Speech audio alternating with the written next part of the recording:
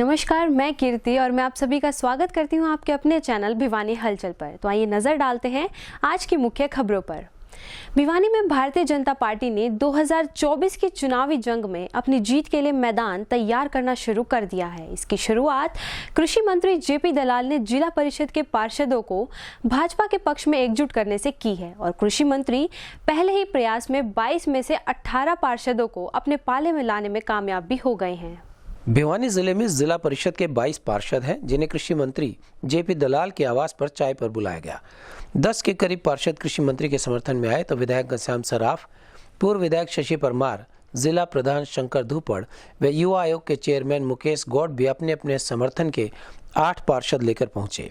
फिलहाल कृषि मंत्री जेपी दलाल ने अब सभी पार्षदों को आपसी सहमति से चेयरपर्सन चुनने को कहा। वहीं विधायक घनश्याम सराफ ने बताया कि विधानसभा में भिवानी जिले में भाजपा की 75% की हिस्सेदारी है, जिसे जिला परिषद में 100% किया जाएगा। उन्होंने कहा कि आज 22 में से 18 पार्षद भाजपा के पक्ष में आए हैं, बाकी बचे पार्षद भी 1-2 दिन में भाजपा के पक्ष में आ जाएंगे। वहीं जिला प्रधान शंकर धूपड़ ने भी बताया कि भाजपा भिवानी में जिला परिषद चेयरपर्सन के साथ सभी 7 पंचायत समिति के चेयरमैन भी अपने पक्के करने जा रही है। उन्होंने पार्षदों की खरीद फरोख्त को लेकर कहा कि इसकी नौबत ही नहीं आएगी, क्योंकि भाजपा के साथ बहुमत से ज्यादा पार्षद हैं और सभी पार्षद चेयरमैन आपसी सहमति से बनाए जाएंगे। आज माननीय जयप्रकाश जी दलाल जो मंत्री जी हैं, उनके आवास पर इन्होंने जो नव निर्वाचित पार्षद हैं, जिला परिषद के 7 पार्षद हैं, उन सबको जो है बुलाया था। आज हमारे पास में 18 पार्षद, 18 से मेरे ख्याल से 19 भी थे, ऐसे पार्षद यहाँ इसमें रहे और सबने जो है, हम आश्वस्त हैं कि जो बहुत अच्छी जो है मेजोरिटी के साथ में भारतीय जनता पार्टी का जो है चेयरमैन बनेगा और सभी 7 ब्लॉक में भी हम पूरी तरह से सक्षम हैं। बड़ी भारी संख्या में हमारे जो है बीडीसी पार्षद भी जीत करके आए हैं। सर, आगामी जो मनोहरलाल जी की सबका साथ सबका विकास है, उस पर मोहर लगी। हाँ जी, हरियाणा एक, हरियाणवी एक, इस पर भी मोहर लगी है। आज हमारे जिला परिषद के जितने भी मेंबर चुन के आए हैं, उनमें से अधिकतर ने आज जेपी दलाल साहब की कोठी पे आके ये दिखा दिया कि पार्टी भिवानी में मजबूत है और इस मजबूती की तरफ चौथा कदम और धरने जा रही है, क्योंकि हम 75% के थे पहले, अब ये 100% तक ले जाने का हमारा सिस्टम है, जो जल्दी ही पूरा हो जाएगा। तो आज कितने पार्षद? आज 19 पार्षद यहाँ पहुंचे हैं और ये साथी हैं हमारे। पहले भी हमने इनको कहा है कि आप हमारे साथ रहेंगे और आज भी ये स्थिति बनती जा रही है कि हम शायद 21 के 21 पार्षद अपने साथ रख के चेयरमैन का चुनाव यहाँ से करेंगे। दलाल जी के आवास पर जो मंत्री जी हैं यहाँ के कृषि मंत्री, आज उनके आवास पर सभी 19 पार्षद पहुंचे हैं और चेयरमैन जो भी बनेगा वो पार्टी के झंडे के नीचे मिले बनेंगे और मोदी जी की और सीएम साहब की जो नीतियां हैं उन्हीं के अनुसार हर एक काम बहुत अच्छे तरीके से किए जाएंगे। कृषि गोल के लिए कृषि मंत्री जेपी दलाल जी ने चाय पे आमंत्रित किया था जिला परिषद के सभी चुने हुए पार्षद और पार्षदों के प्रतिनिधि को। तो वार्ड नंबर 7 से माता जी उषा किरण मेरी पार्षद चुनी गई हैं, उनके प्रतिनिधि के तौर पे मैं यहाँ उनके बुलावे पर यहाँ आया था। यहाँ गैर राजनीतिक तौर पर एक सभी को शुभकामनाएं देने के लिए मंत्री जी ने बुलाया था। हम उस कार्यक्रम में शामिल हुए और मंत्री जी ने कहा है कि सभी पार्षद अपनी सहमति से किसी एक के लिए चेयरमैन का समय के हिसाब से सर्वसम्मति से एक को चयन करने का प्रयास करें, जिसको चेयरमैन बनाया जा सके। हम इसमें हस्तक्षेप नहीं करना चाहते हैं। इतनी आज हमारी बात हुई है, गैर राजनीति की मीटिंग थी, सबको शुभकामनाएं देने के लिए बुलाया गया था। धन्यवाद। मेरा नाम लवकेश और बंटी और चांग से हूँ। मेरी मिसेज पूनम जिला पार्षद वार्ड नंबर 3 से बनी है और आज मंत्री जी के कोठी पे चाय का प्रोग्राम था। ये गैर राजनीतिक प्रोग्राम था और मंत्री जी ने आने वाले चेयरमैन के चुनाव के लिए हमसे बात भी की थी, लेकिन हमें किसी प्रकार कोई दबाव नहीं डाला। हमारे सर्वसम्मति से हमने चेयरमैन का फैसला लेना है और आज बड़ा अच्छा लगा। मंत्री जी ने बहुत आश्वस्त करके भेजे हम। आगामी ये है पहले 5 तारीख को सरकार के गजट के नोटिफिकेशन के हिसाब से 5 तारीख को सभी का शपथ का कार्यक्रम किया जाएगा और शपथ के कार्यक्रम के पश्चात उसके बाद धीरे करके सर्वसम्मति से प्रयास किया जाएगा चेयरमैन चुनने का। सरकार द्वारा प्रत्येक गरीब परिवार का आयुष्मान कार्ड बनाना और उनके स्वास्थ्य की जांच करना महत्वपूर्ण है, यह कहना था स्थानीय चौधरी बंसीलाल राजकीय अस्पताल में मंगलवार को स्वास्थ्य सर्वेक्षण योजना के शुभारंभ कार्यक्रम में बतौर मुख्य अतिथि पहुंचे भिवानी के विधायक घनश्याम दास सराफ का। वहीं इस महत्वपूर्ण पहल पर उन्होंने प्रधानमंत्री और मुख्यमंत्री का हार्दिक आभार भी जताया। इस मौके पर विधायक श्री सराफ ने बताया कि हाल ही में प्रधानमंत्री तथा मुख्यमंत्री द्वारा उन जरूरतमंद लोगों के आयुष्मान कार्ड बनवाने की योजना का शुभारंभ किया गया था, जिससे प्रदेश भर में वे सभी व्यक्ति इस योजना का लाभ उठाएंगे जिनकी आय प्रति वर्ष 1,80,000 रुपये तक है। उसी को देखते हुए माननीय राष्ट्रपति महोदया तथा माननीय मुख्यमंत्री द्वारा मंगलवार को मुख्यमंत्री स्वास्थ्य सर्वेक्षण योजना का शुभारंभ किया गया है। इन सभी अंत्योदय परिवार के सदस्यों की सघन स्वास्थ्य जांच स्वास्थ्य विभाग द्वारा की जाएगी। उन्होंने बताया कि सरकार द्वारा आर्थिक रूप से अक्षम परिवारों के लिए इस तरह की सुविधा देना बहुत जरूरी है तथा स्वास्थ्य के प्रति प्रत्येक व्यक्ति को जागरूक होना भी जरूरी है। सिविल सर्जन डॉक्टर रघुवीर सांडिल्य का कहना था कि स्वास्थ्य सर्वेक्षण शुरू कर दिया गया है। अभी इलाज भिवानी के सामान्य अस्पताल में किया जा रहा है। उसके बाद इस योजना के अंतर्गत अन्य सभी सरकारी स्वास्थ्य केंद्रों पर भी लोगों की निःशुल्क जांच शुरू की जाएगी। इस योजना के तहत जिला भिवानी में 5,21,000 लोगों के स्वास्थ्य की जांच की जाएगी। ये हेल्थ चेकअप कार्ड और उनमें स्वास्थ्य की जांच, ये दो विषय महत्वपूर्ण हैं क्योंकि जो पिछड़ा समाज है उसके लिए इस प्रकार की सुविधाएं देना बहुत ज़रूरी है। और स्वास्थ्य के लिए हर व्यक्ति खुद भी सचेत रहेगा तो उसके जो अभी खराबी आएगी, मान लो किसी डिपार्टमेंट में उसमें कमी दिखेगी तो उसको दूर करना वो भी अपना लक्ष्य समझेगा। तो ये जो हमारे सीएमओ साहब हैं, डिप्टी सीएमओ हैं, वह अन्य अधिकारी हैं चिकित्सा के, वे सब इस काम में बखूबी लगे हुए हैं और उनका यहाँ पर जिस प्रकार से ये अपना चेकअप कर रहे हैं लोगों का, ये बड़ी महत्वपूर्ण बात है। और इनको मैं शाबाशी भी देना चाहता हूँ कि इन्होंने ये काम अपने लेवल पे शुरू कर दिया।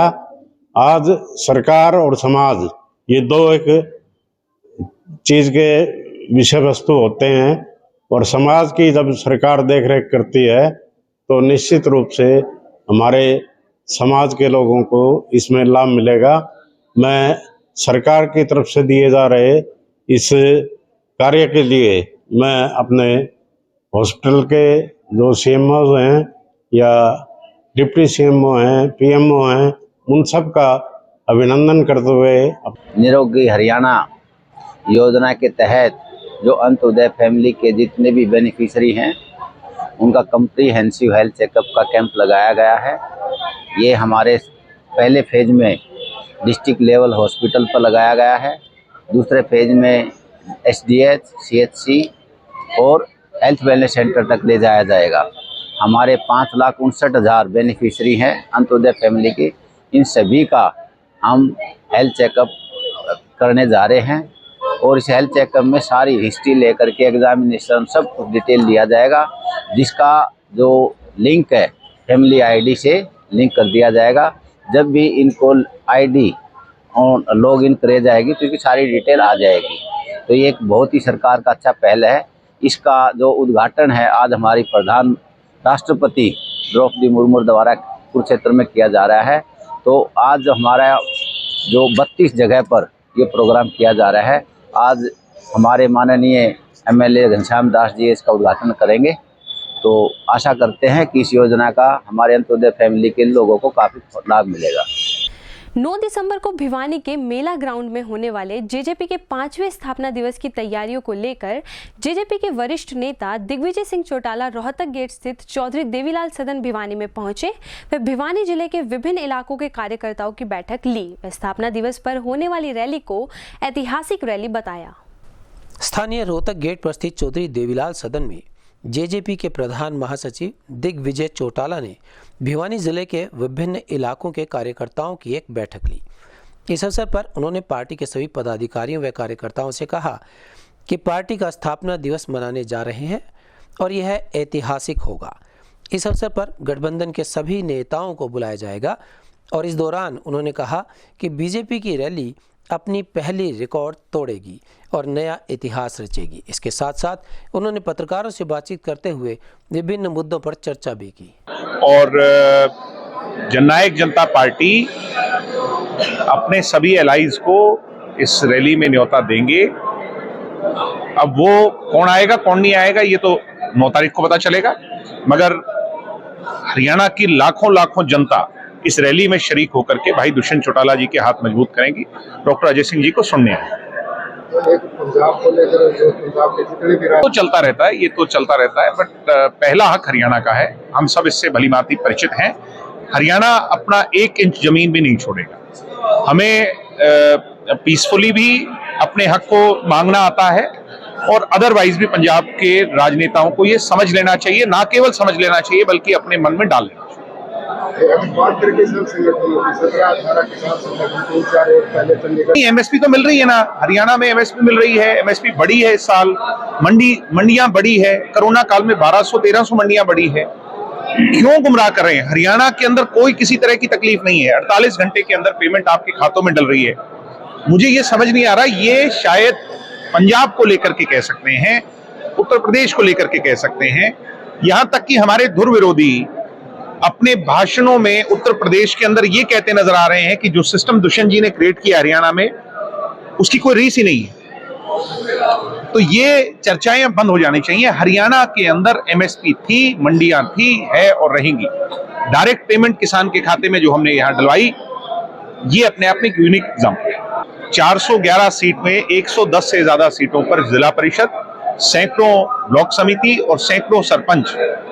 जितने सरपंच आज जेजेपी के साथ जुड़े हैं, किसी भी अन्य राजनीतिक दल के साथ नहीं है। सबसे ज्यादा सीटों पर हमने जिला परिषद में अपना कब्जा किया और मैं उन लोगों को खुली चुनौती देता हूं, कांग्रेस के लोग, दीपेंद्र हुड्डा सरीखे के लोग जो ये कह रहे हैं कि जेजेपी के लोग नहीं जीते या अन्य लोग नहीं जीते, मैं उनको ये चुनौती देता हूं कि हमें एक सेमिनार कॉल करना चाहिए जिसमें कांग्रेस के लोग अपने लोगों को बुलाएं और हम अपने लोगों को बुलाएं। दूध का दूध, पानी का पानी हो जाए।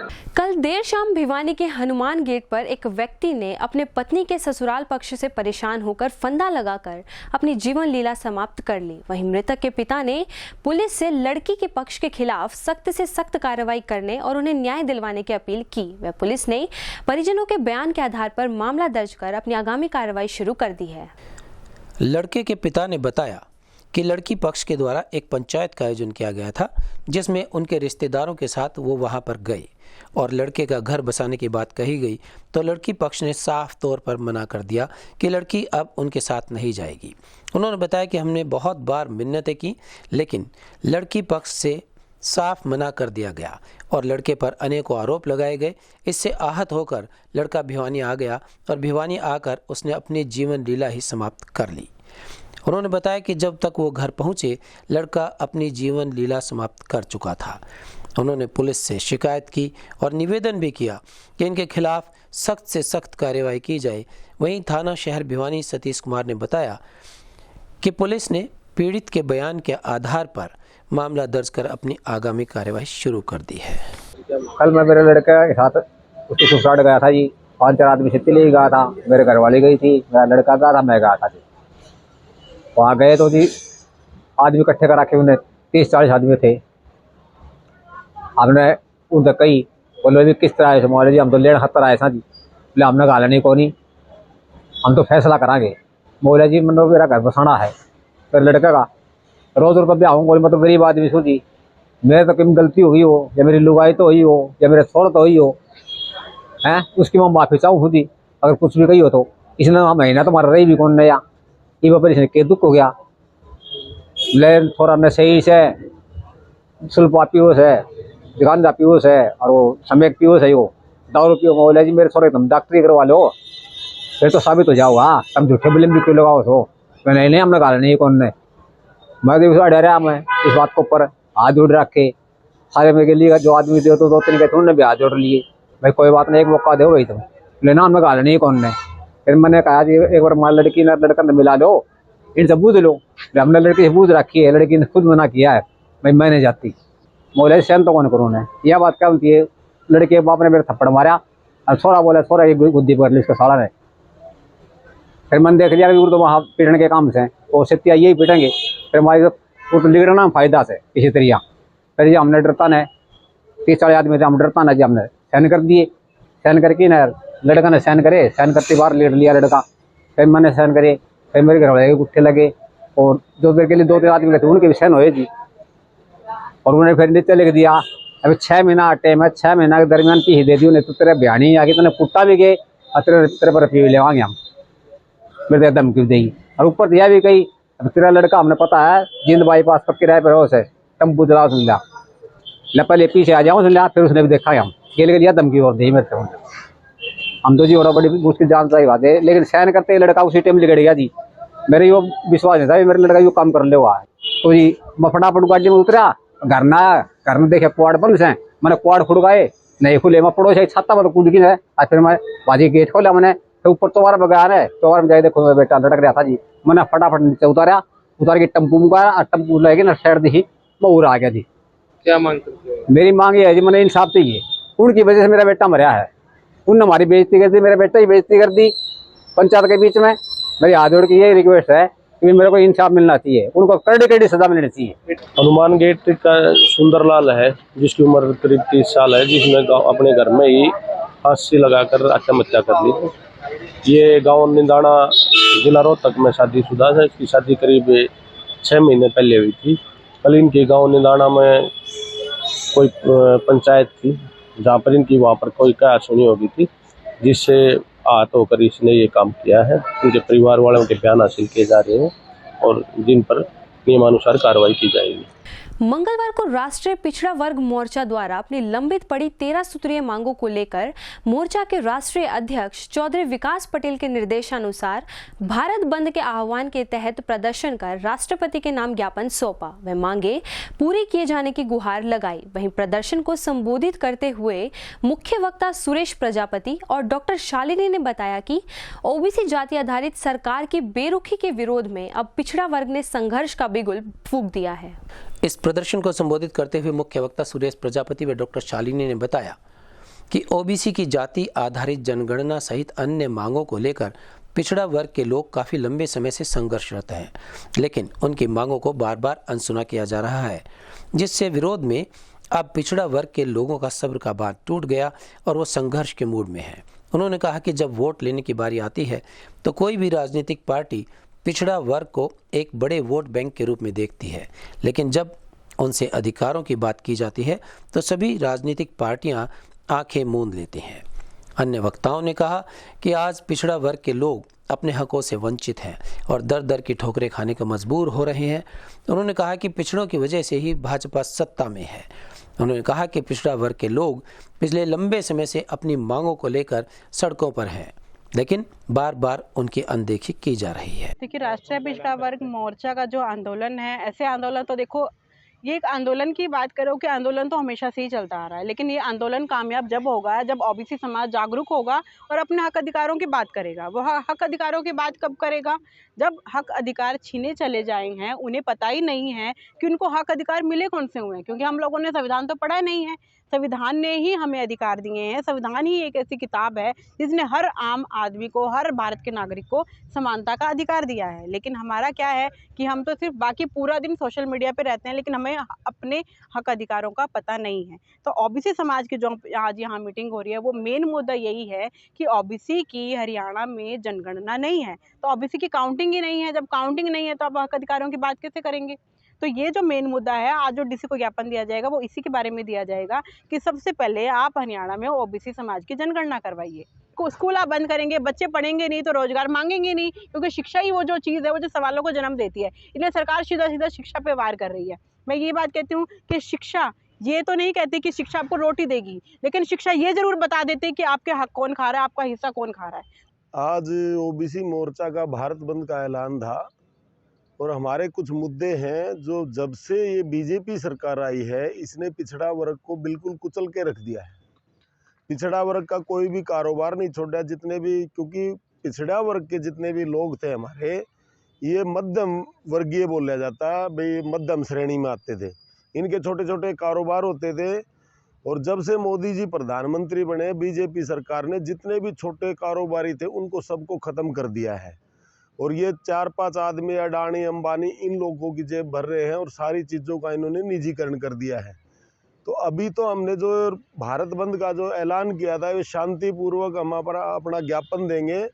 और आने वाले टाइम में यदि हमारे जो 10 मुद्दे हैं ओबीसी मोर्चा के, इन मुद्दों पे गौर नहीं किया गया तो भारत बंद जैसे लोग लठ के जोर पे करते हैं ना, दुकानें बंद करवा दी, शहर बंद करवा दिया, वो चीज़ें भी आगे होंगी।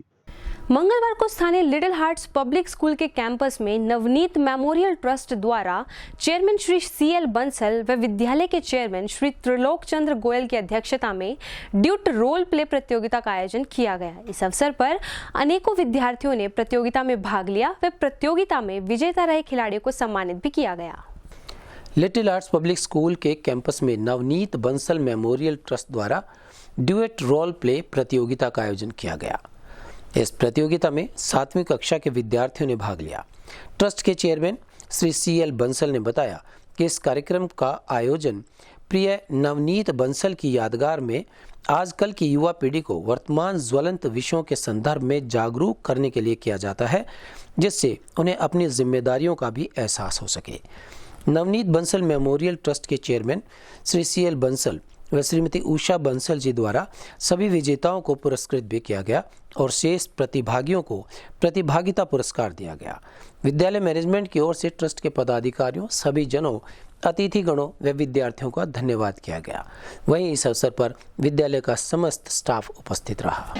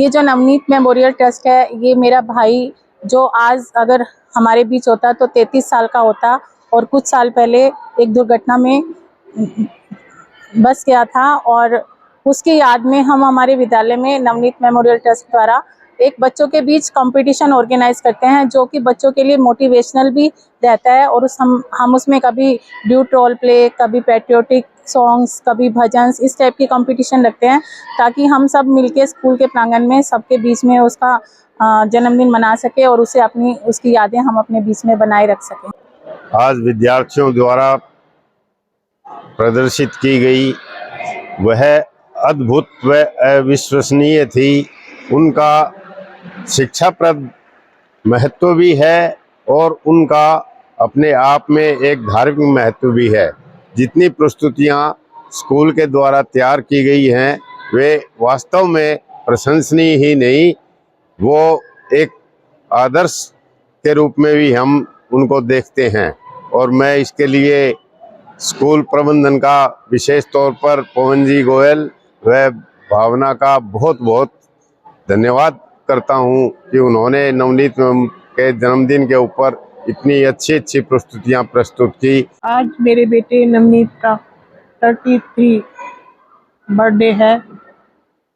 मैं बहुत खुश हूँ। आज मेरी बेटी भावना ने अपने भाई का जन्मदिन स्कूल के प्रांगण में इस तरीके से पेश किया, बहुत अच्छा लगा। बच्चों ने बहुत सुंदर प्रस्तुतियां दी हैं, जो कि बहुत ही प्रशंसा के योग्य हैं, और मैं संतुष्ट हूँ अपने बच्चे के जन्मदिन पर। पिछले 4-5 दिनों से लघु सचिवालय के निकट पाइपलाइन टूट जाने से सप्लाई का पानी व्यर्थ बह रहा है। इसी के विरोध में मंगलवार को स्थानीय निवासियों ने एकत्रित होकर सरकार से जल्द इसे बंद करने और पाइपलाइन को ठीक किए जाने की मांग की। यहाँ एकत्रित लोगों ने बताया कि 4-5 दिन पहले यहाँ पर ठेकेदार द्वारा ग्रिल लगाई जा रही थी कि क्रेन द्वारा पानी की लाइन तोड़ दी गई। पाइपलाइन टूटे 4 दिन हो चुके हैं, लेकिन प्रशासन का इस तरफ ध्यान नहीं जा रहा है। लघु सचिवालय के नज़दीक होने के बावजूद भी इसकी तरफ किसी का भी ध्यान नहीं जा रहा है। उन्होंने बताया कि डीसी, एसपी, एसडीएम सभी यहाँ से गुजरते हैं और यहाँ पर कोर्ट का गेट भी है। सुरेंद्र सिंह पार्क में बच्चे और लोगों का आना मुश्किल हो रहा है। सुरेंद्र सिंह पार्क के आगे पानी भर चुका है और लोगों को आने जाने में परेशानी हो रही है। अगर प्रशासन ने जल्द ही ध्यान नहीं दिया तो यह पानी सड़क पर आ जाएगा, जिससे सड़क भी खराब हो सकती है। उन्होंने कहा कि लोगों को पीने के पानी के लिए ही दुखी होना पड़ता है, जबकि यह पानी सड़क पर वेस्ट हो रहा है। इसलिए उन्होंने जल्द से जल्द मांग की है कि इस पाइप को तुरंत प्रभाव से ठीक किया जाए। ये इसको 4-5 दिन हो गए, ये जेसीबी से ये जो पाइपों का काम चला हुआ है, ये पाइप लगाने वाले जो ठेकेदार हैं वो जेसीबी लेके आए थे, उनके द्वारा ये नाली खोदी गई थी और उससे में पाइप लाइन है कहीं से टूट गई और 4-5 दिन से ये पीने का पानी है वाटर सप्लाई का, ये व्यर्थ बह रहा है। इसकी कोई देखभाल नहीं कर रहा और न ठेकेदार आ रहे, न जन स्वास्थ्य विभाग के जो कर्मचारी है वो आ रहे और पानी व्यर्थ में बह रहा है।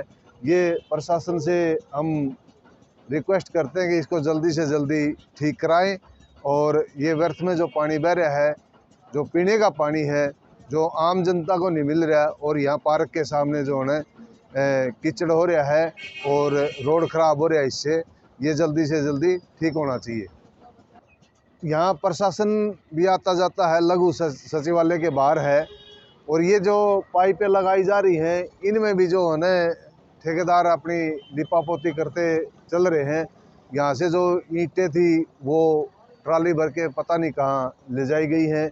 बाकी ये काम पेंडिंग पड़ा है 4-5 दिन से, और पानी की पाइपलाइन तोड़ के पता नहीं कहाँ गायब हो गए हैं ठेकेदार।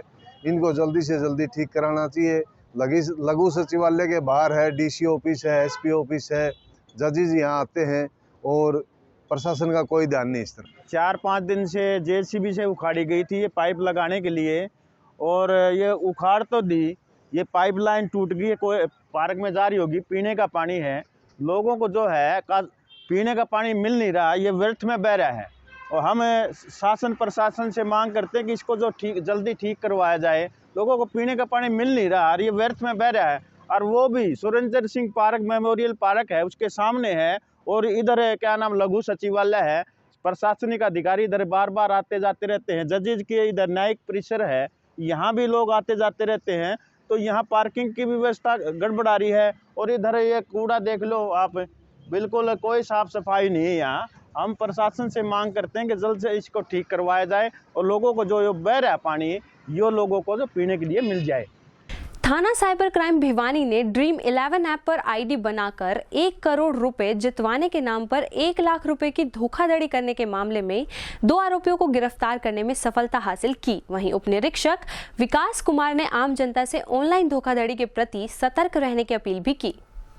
प्रबंधक थाना साइबर क्राइम भिवानी उप निरीक्षक विकास कुमार ने जानकारी देते हुए बताया कि जय कुमार निवासी कलिंगा जिला भिवानी ने थाना साइबर क्राइम की शिकायत दर्ज करवाई थी, जिसमें शिकायतकर्ता ने बताया कि करीबन 6 महीने पहले ध्रुव नामक एक व्यक्ति से फ़ोन पर बातचीत हुई थी, जिसने ड्रीम फैंटेसी ऐप टीम बनवाकर 1 करोड़ रुपए जिताने का झांसा देकर शिकायतकर्ता के समय समय पर गूगल पे द्वारा करीबन 1 लाख रुपए की धोखाधड़ी की थी। इस शिकायत पर पुलिस ने अभियोग संख्या 02 दिनांक 9/7/2022 धारा 420 भारतीय दंड संहिता के तहत थाना साइबर क्राइम भिवानी में पंजीबद्ध किया था। पुलिस टीम के द्वारा अभियोग में कड़ी मेहनत करके थाना साइबर क्राइम भिवानी की महिला मुख्य सिपाही सोनिया ने अपनी टीम के साथ ड्रीम 11 ऐप पर टीम बनाकर शिकायतकर्ता से 1 लाख रुपए की धोखाधड़ी के मामले में 2 आरोपियों को दिनांक 24/11/2022 को गिरफ्तार करने में सफलता हासिल की थी। हमारे पास एक ऑनलाइन कंप्लेंट प्राप्त हुई थी जय कुमार पुत्र नारायण दत्त निवासी कलिंगा भिवानी के, जिसने कंप्लेंट में बताया था कि किसी नाम पता ना मालूम व्यक्ति ने उसको ड्रीम 11 पे 1 करोड़ रुपए जितवाने के नाम के झांसे में लेके उससे 1 लाख रुपए धोखाधड़ी से ठग लिए, जिस पे हमने तुरंत FIR दर्ज करके और उसकी तफ्तीश की गई। तफ्तीश के दौरान हमने आरोपियों के खिलाफ अलग अलग बैंकों में जाकर उनके साक्ष्य जुटाए गए, उनके अलग अलग एड्रेस वेरीफाई किए गए और इस दौरान हमें 2 आरोपी शिवम और हिमांशु। कल देर रात भिवानी के ग्वार फैक्ट्री के पीछे ESI हॉस्पिटल के निकट अज्ञात वाहन ने साले की शादी में आए हुए एक व्यक्ति को टक्कर मार दी। घटना में व्यक्ति की मृत्यु हो गई। वहीं पुलिस ने मृतक के परिजनों के बयान के आधार पर मामला दर्ज कर अपनी आगामी कार्रवाई शुरू कर दी है। प्राप्त जानकारी के अनुसार सतीश कुमार, जो कि संजीव कॉलोनी निवासी है और अपने साले की शादी में ग्वार फैक्ट्री क्षेत्र में आया हुआ था, रात्रि को निकासी के समय सतीश थोड़ा पीछे रह गया और एक अज्ञात वाहन ने उसे टक्कर मार दी, जिससे सतीश घायल हो गया। घायल को परिजनों द्वारा चौधरी बंसीलाल सामान्य अस्पताल लाया गया, जहां चिकित्सकों ने उसे मृत घोषित कर दिया। इस मामले में उन्होंने पुलिस से अपील की है कि अज्ञात वाहन चालक के खिलाफ सख्त से सख्त कार्रवाई की जाए और मृतक सतीश के छोटे छोटे बच्चे हैं, उनकी आर्थिक मदद भी की जाए। इस मामले में थाना प्रभारी सतीश कुमार ने बताया कि पुलिस ने परिजनों के बयान के आधार पर मामला दर्ज कर अपनी कार्रवाई शुरू कर दी है। मुकेश कुमार। उनका क्या नाम था? सतीश कुमार। कहाँ से क्या है? संजीव कॉलोनी भिवानी। क्या मामला, क्या घटना? ये कल साले की शादी थी जी, उसकी निकासी हो रही थी, उसी में कोई अज्ञात वाहन और इनके टक्कर मार गया और चोटें ज़्यादा लगी थी, तो उसमें हम यहाँ लेके आए इलाज के लिए, तो उसमें एक्सपायर हो गए। कितने बच्चे हैं? इनके 2 बच्चे हैं जी, एक बेटा है एक बेटी है। क्या काम करते हैं? ये मजदूरी करते थे जी। प्रशासन से क्या मांग करते हैं? इनके बच्चों के लिए कुछ हो जाए जी, और वो वाहन चालक के खिलाफ मुकदमा और कार्रवाई करी जाए। हमें सूचना मिली थी कि भाई संजीव कॉलोनी का कोई ग्वार फैक्ट्री के पीछे एक्सीडेंट हुआ है और जिसकी मौके पर ही मौत हो गई थी। उनके परिवार वालों के बयान हासिल करके नियमानुसार कार्रवाई की जा रही है। दानवीर छाजूराम जयंती के उपलक्ष्य में बवानी खेड़ा के अलखपुरा में ऊर्जा मंत्री रणजीत सिंह चौटाला पहुंचे। व इस अवसर पर खेल कमेटी और खिलाड़ियों की तरफ से उनका सम्मान समारोह किया गया। वहीं ऊर्जा मंत्री रणजीत सिंह चौटाला ने खिलाड़ियों को बधाइयां दी और रिबन काटकर फुटबॉल प्रतियोगिता का शुभारंभ भी किया। इस अवसर पर उनके साथ नव नियुक्त ग्राम सरपंच एवं बवानी खेड़ा थाना प्रभारी संदीप सहित अन्य गणमान्य व्यक्ति भी उपस्थित रहे। ग्रामीणों से अपने संबोधन में उन्होंने कहा कि मिनी खेल क्यूबा अलखपुरा में खिलाड़ी प्रशिक्षण ले रहे हैं और देश और विदेश में अपने देश का नाम ऊंचा कर रहे हैं, जो कि क्षेत्र के लिए गर्व की बात है। अंडर 17 फुटबॉल प्रतियोगिता में वर्ल्ड कप विजेता 2 खिलाड़ियों को वह 1-1 लाख रुपए अनुदान राशि सहित अलकपुरा फुटबॉल क्लब को भी 5 लाख राशि देने की घोषणा करते हैं। साथ ही वह क्लब की मांग के अनुसार मुख्यमंत्री से राष्ट्रीय स्तर खेल स्टेडियम निर्माण के भी उनके प्रयास रहेंगे, ताकि खिलाड़ी प्रशिक्षण लेकर बड़े स्तर पर खेलों में शामिल हो सकें। एक बार मंच पर पहुंचने पर एक बार प्लीज, जो कि छोटा मोटा जो प्रोटोकॉल है उसे हम निभाएं तो ज्यादा और अधिक अच्छा होगा। आप भी आए।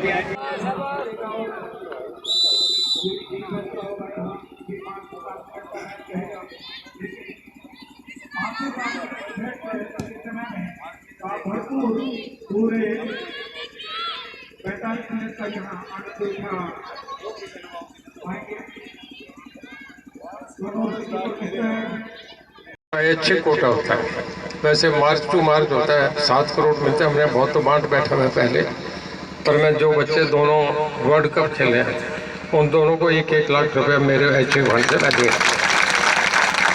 और सीमा हमारी बेटी है, वो कहने लगी कि भाई कुछ मेरे नाम से भी देना। फिर वो कहते फिर इस क्लब को दे दो, मेरे नाम से दे दो। 5 लाख रुपए मैं आपकी क्लब को दे के जा रहा हूँ। मैं 7 लाख रुपया दे के जाता हूँ, पर एक मान के चलो कि अगला दरवाज़ा खोल के जा रहा हूँ कि यहाँ लोग आए, आपके मैच को आगे बढ़ाएं। जो जितनी बढ़िया ऊर्जा है इसको आगे सारे देश में डंका बजे। और ख़ास करके मैं मोनिका जी को बहुत बधाई देता हूँ। मैं आपसे विश्वास दे के जाता हूँ कि मैं इस मामले में मुख्यमंत्री जी के नोटिस फैलाऊँगा। इस स्टेडियम का ये सारा काम मैं करवाऊँगा, मैं आपको कह के जाता हूँ। अचानक प्रोग्राम बना, मैं ये भी कोशिश करूंगा कि अगला कोई बहुत बड़ा आपका आयोजन हो फुटबॉल का, जब कहीं आपकी टीमें जीत के आए। आज के लिए यहीं तक। अब मुझे और भिवानी हलचल की टीम को दीजिए इजाजत और बने रहिए आपके अपने चैनल भिवानी हलचल के साथ।